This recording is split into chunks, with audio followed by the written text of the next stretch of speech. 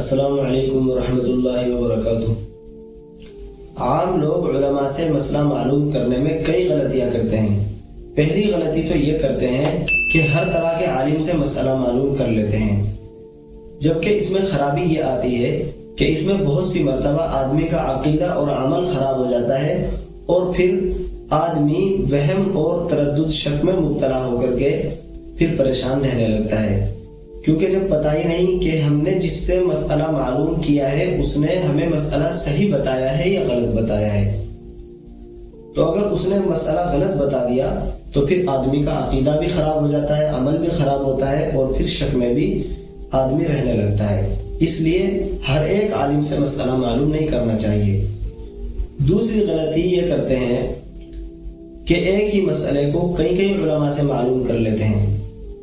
ایک ہی مسئلے کو کئی علماء سے معلوم کرنے کی پھر دو وجہ ہوتی ہیں، یا تو آدمی اس لیے معلوم کر رہا ہے کہ وہ شریعت کو چھوڑ کر اپنی خواہش نفس کے مطابق عمل کرنا چاہتا ہے، یا پھر اس لیے کہ وہ علماء کو پرکھنا چاہتا ہے کہ ان میں کون ماہر ہے اور کون شریعت کا ماہر نہیں ہے۔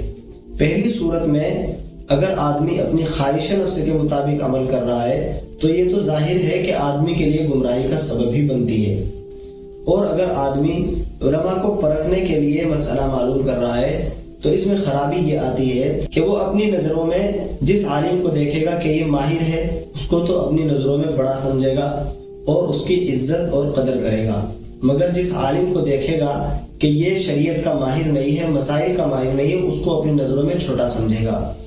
اور کسی بھی طرح کے عالم کو اپنی نظروں میں چھوٹا اور حقیر سمجھنا یہ بھی آدمی کے لیے گمراہی کا سبب ہوتی ہے۔ اس لیے ایک ہی مسئلے کو کئی علماء سے معلوم نہیں کرنا چاہیے۔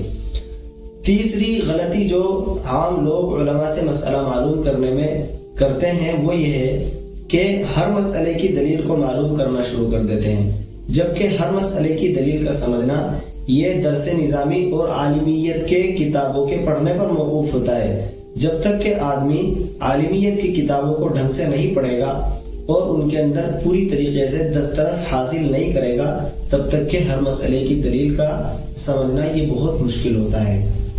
اس لیے اگر کوئی عالم یہ سمجھ کر کہ اس کو مسئلے کی دلیل سمجھ میں نہیں آئے گی، وہ مسئلے کی دلیل نہیں بتاتا ہے تو پھر آدمی اس عالم کو کم علم سمجھتا ہے اور یہ سمجھتا ہے کہ اس کو مسئلے کی دلیل ہی نہیں آتی اور بد اخلاقی پر بد خلقی پر اس کو محمول کرنے لگتا ہے۔ اس لیے ہر مسئلے کی دلیل کو معلوم نہیں کرنا چاہیے۔ ان تینوں غلطیوں سے نکلنے کا اور ان تینوں غلطیوں سے بچنے کا بہترین اور آسان طریقہ جو ہے وہ یہ ہے کہ کسی ماہر عالم دین سے مسئلہ معلوم کرنا چاہیے۔ یہ عالم ماہر ہے یا نہیں ہے، اس کی پہچان کیسے ہوگی اور اس کا معیار کیا ہوگا؟ تو اس کی اچھی پہچان یہ ہوتی ہے کہ علماء کو دیکھا جائے کہ علماء اس عالم کے علم کے قائل ہیں یا نہیں ہے۔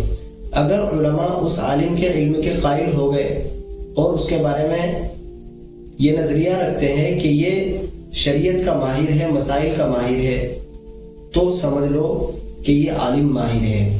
لیکن اگر علماء اس عالم کے علم کے قائل نہیں ہیں تو سمجھ لو کہ یہ شخص مسائل کا ماہر نہیں ہے۔